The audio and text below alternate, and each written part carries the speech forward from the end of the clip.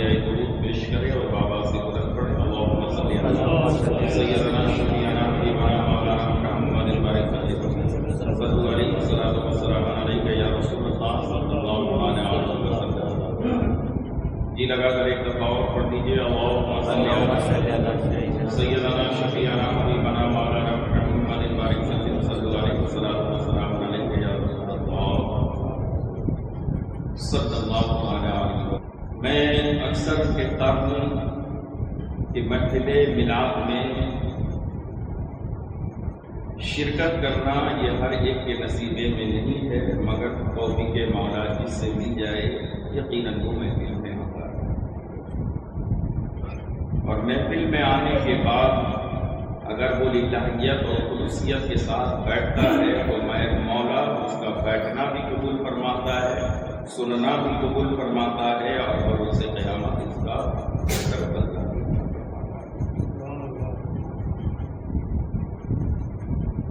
محترم سامعین حضرات، آپ اپنے نصیبے پہ جتنا ناز کریں کم ہے کہ آج کی رات آپ کو ایک عظیم الشان محفل میں بیٹھنے کی سعادت نصیب ہوئی ہے۔ یقیناً اور لوگوں کی بھی راتیں گزر رہی ہوں گی اور نہ جانے کن کن کاموں میں گزار رہے ہوں گے، لیکن جو کل آپ کا سورج طلوع ہوگا وہ آپ کے دل کو اطمینان دلائے گا، آپ کے دل کو سکون عطا کرے گا، اس لیے کہ جو رات نبی کے ذکر سننے میں گزر جائے اسے طبیعت بے چین نہیں ہوتی بلکہ طبیعت کو قرار مل جایا کرتا ہے، طبیعت کو سکون مل جاتا ہے۔ اس لیے ایسی محفلیں مقدر والے کو نصیب ہوتی ہے۔ یقیناً توفیق مولا کے بعد آپ یہاں تشریف رکھتے ہیں، بارگاہ مولا میں دعا کرتا ہوں کہ مولا ہم سبوں کا کہ بیٹھنا قبول فرمائے اور اپنے حبیب کے صدقے میں اس بیٹھنے کو جنت میں بیٹھنے کے مترادف کر دے۔ یہ راج النبی صلی اللہ علیہ وسلم کے مبارک موقع پر ہے، یہ وہ شب ہے، یہ وہ مقدس رات ہے جس میں پیغمبر اعظم صلی اللہ علیہ وسلم کو عرشی مہمان بنایا گیا۔ اچھا، ایک بات یہاں اور پیدا ہوتا ہے کہ رسول اللہ صلی اللہ علیہ وسلم کو معراج کیوں کرائی گئی؟ اس کی وجہ تسمیہ کیا ہے؟ کوئی نہ کوئی تو وجہ ہونا چاہیے۔ اسلام کے اکثر اعمال وہ کسی نہ کسی فعل کے مشابہ ہے۔ مثال کے طور پر اسلام کا ایک رکن حج ہے، اور حج میں صفا مروہ کی سعی کرنا یہ واجب ہے۔ اگر حج کرنے والا صفا مروہ کی سعی نہیں کرتا ہے تو اس کا حج قبول، صفا مروہ کی دوڑ نہیں لگاتا ہے تو اس کی حج قبول نہیں ہوتا۔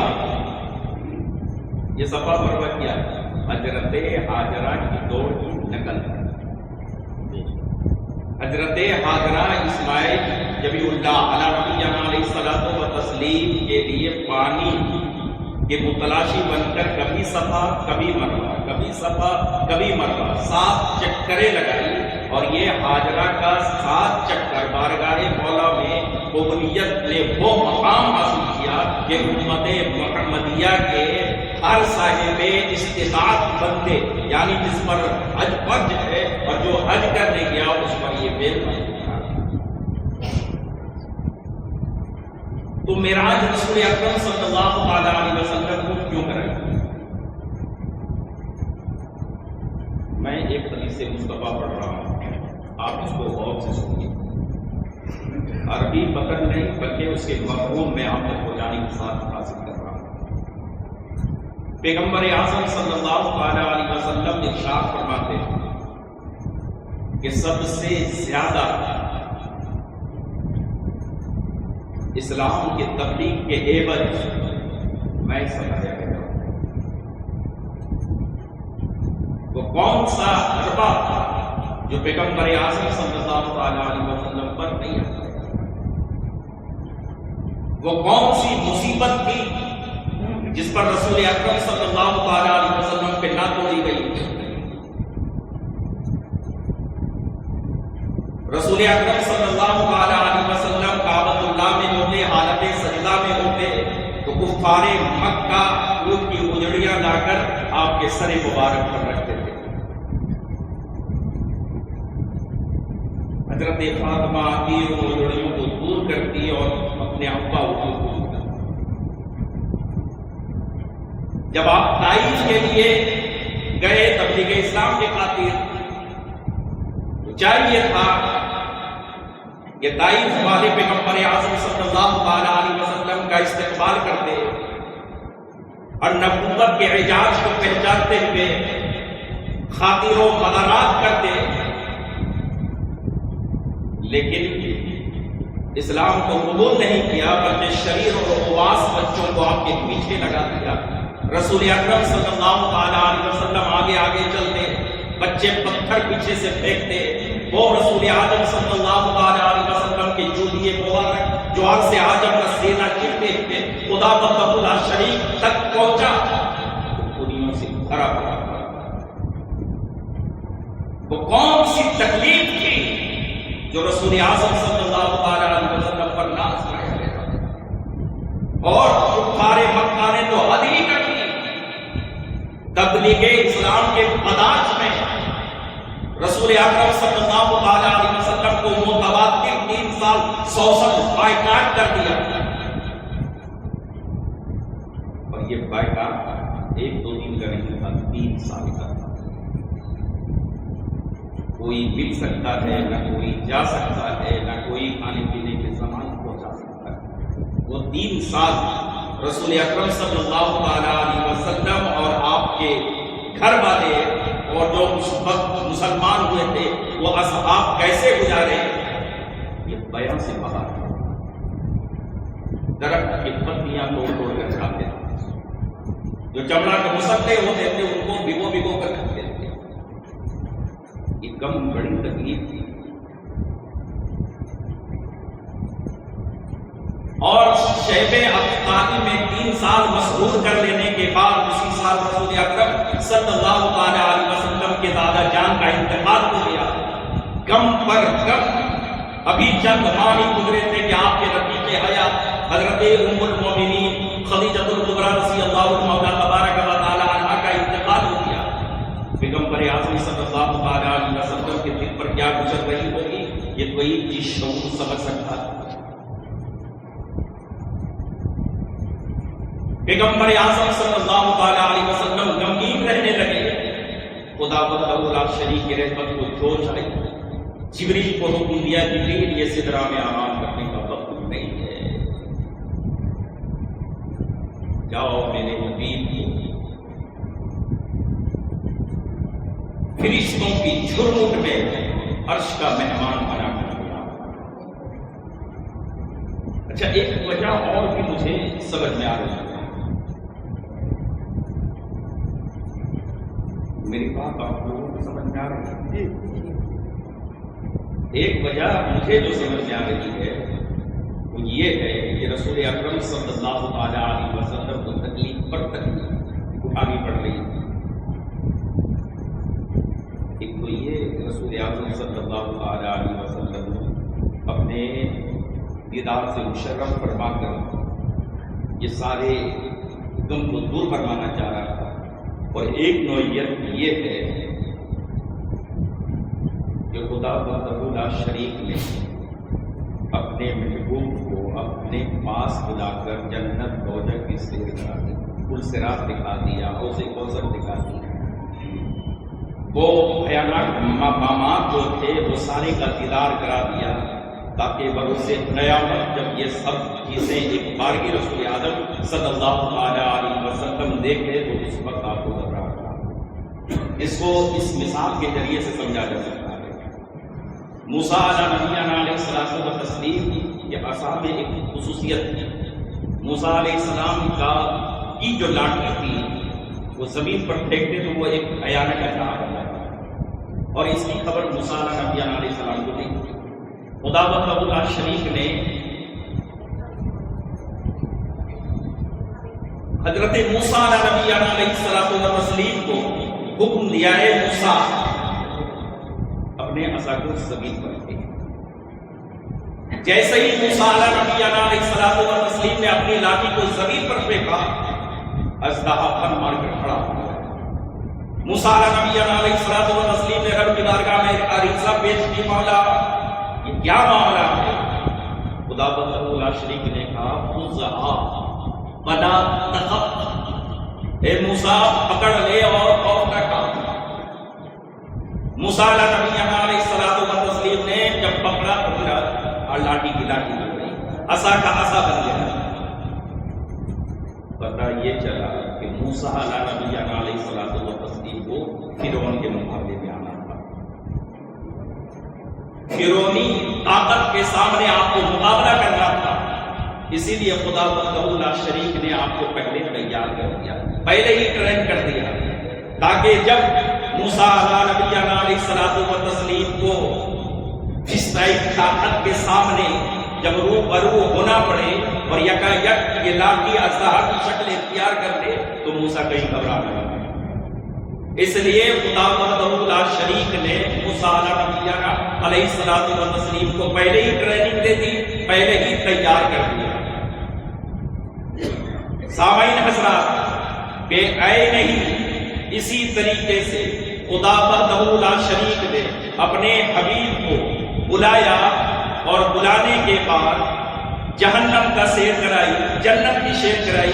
رسول اعظم صلی اللہ علیہ وسلم نے جب جہنم کے شرارے دیکھے تو کہیں بے یک خارگی دیکھنے کی وجہ سے آپ غمگین نہ ہو جاتے، اس لیے خدا وحدہ لا شریک نے آپ کو پہلے مشاہدہ کرا دیا، پہلے ہی دکھا دیا، کہا محبوب یہ جنت ہے جہاں تیرے عاشقان جمال مصطفیٰ کا مسکن ہوگا، محبوب یہ جہنم ہے جہاں باپ والے مصطفیٰ کا برا ٹھکانہ ہوگا، محبوب یہ پلسرات ہے جہاں جبریل اپنا پر بچھائے ہوں گے اور آپ کی امت آسانی کے ساتھ گزر رہی ہے، محبوب یہ مقام محمود ہے، یہ مقام حمد ہے جہاں اگلے پچھلے آپ کی تعریف کر رہے ہوں گے، جہاں تیری صبح پہ انا لہا کی صدا ہوگی، اور ایسے پربہار موقع میں اے میرے حبیب تو مجھے اپنے ماتھے کی آنکھوں سے دیکھ لے، میں تجھے دیکھ لوں، دیکھنے کی مزہ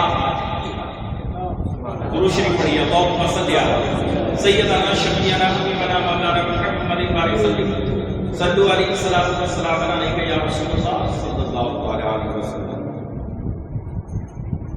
آسمان پر چند واقعات رونما ہوئے اور جس کو رسول اعظم صلی اللہ علیہ وسلم نے دیکھا، خصوصی طور پر ہم اہل سنت پر جماعت یا اللہ کا پناہ احسان ہے اور خدا وحدہ لا شریک کے اس فرمان کے مطابق ان اللہ و ملائکتہ یصلون علی النبی یا ایھا الذین آمنوا صلوا علیہ وسلموا تسلیما، بے شک خدا اور فرشتے اپنے نبی پر درود پڑھتے ہیں، اے ایمان والو تم بھی درود پڑھو۔ جو نبی پر درود نہیں پڑھتا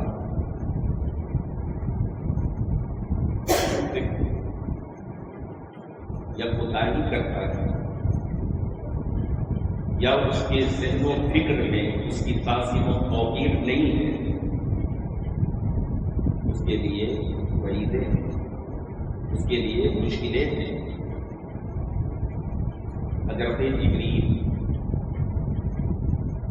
علیہ الصلوۃ والتسلیم رسول اعظم صلی اللہ علیہ وسلم کی بارگاہ میں تشریف لائے، کہا یا رسول اللہ صلی اللہ علیہ وسلم مجھے آج کوہ کاف جانے کی توفیق ملی۔ میں گیا، میں وہاں ایک عجیب و غریب واقعہ دیکھا، کسی کے دل کو پکار ہے، کسی کا رونا دھونا ہے، کسی کا گڑ گڑانا ہے، آواز سنا تو میں اس آواز کی طرف غور کیا اور جدھر سے آواز آ رہی تھی میں ان کے قریب چلا گیا، اور جب میں گیا تو میری آنکھیں پھٹی کی پھٹی رہ گئی۔ میں نے دیکھا کہ وہ ایک فرشتہ ہے،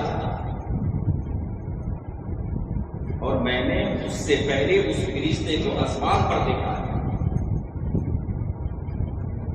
نہایت ہی اعجاز و منصب والا فرشتہ ہے۔ خدا وحدہ لا شریک نے اچھا اعجاز عطا فرمایا تھا۔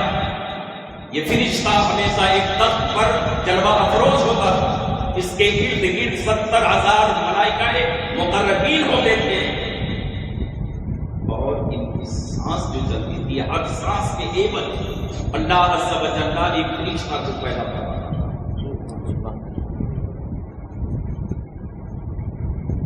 لیکن جب میں اس کے قریب گیا اور اس کی چیخ و پکار کی یہ نوعیت پوچھی تو اس نے کہا